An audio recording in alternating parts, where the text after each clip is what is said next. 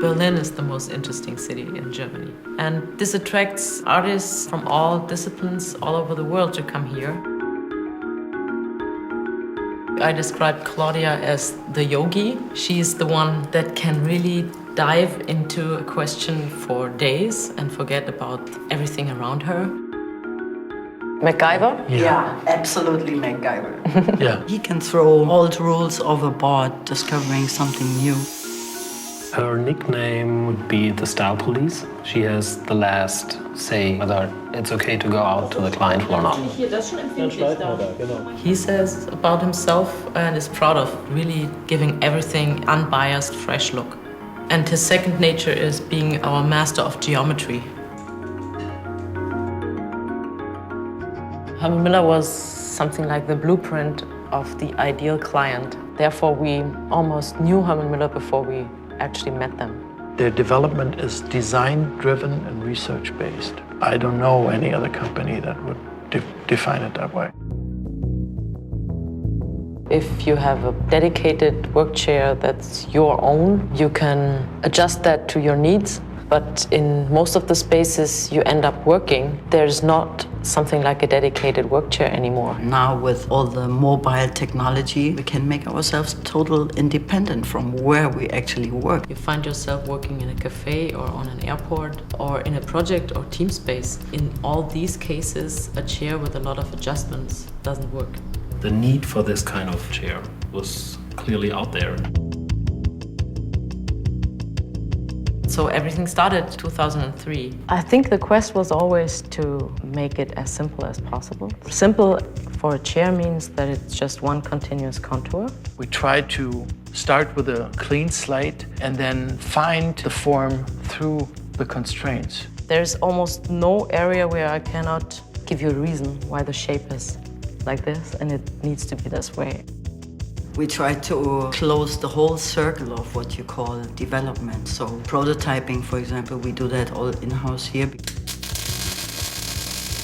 I would think, as you see here, we built like 35 fully functional prototypes before we showed the concept to Herman Miller. To check something out aesthetically, visually, the only way is comparison. Direct comparison. You don't get the feedback from the computer. If a chair is uncomfortable, everybody, expert or not, can immediately tell you this is just not comfy. This is really a functional prototype. The tricky thing was how to make this part here and the synchronization between seat and back out of one part. This is one of the very first beams we milled here in our office. And as you see, there are no spokes in here.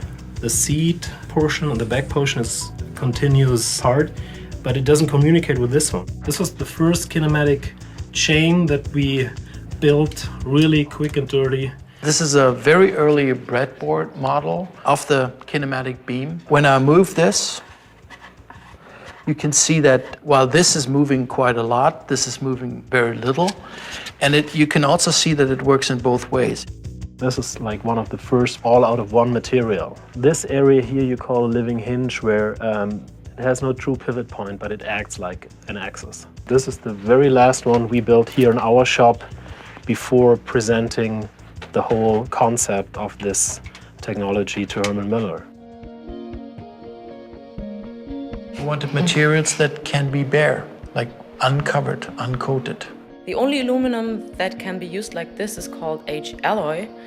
That is a material that is only used in cars so far. In the first prototype tool, we tested all kind of material combinations. The nice thing about an ordinary plastic like polypropylene is not only that it's very economically, it's also very, very reliable over time, and it really, really recycles good. The environmental aspect is inherent. We don't discuss it anymore. It's part of our job to only design products that don't use up too much energy, don't use up too much material. We really tried hard to shave it down to the absolute minimum. The beam is the heart of the chair. It is very unique. It's the only one of its kind. Before this, seat and back for all kinematic chairs had to be separated. There had to be a hinge in between them. It basically reacts to the weight of the user. My weight is actually controlling the bending resistance of this beam. The fabric, since it is so pliable, is the contouring part. It has just one single control for up and down. There is a very high amount of ergonomic knowledge built into that chair, but you would maybe not notice. We can dial into our kinematic beam every performance that you need for a certain application. Hospitality, airport, in lounges, education, in your home office. You ain't seen nothing yet.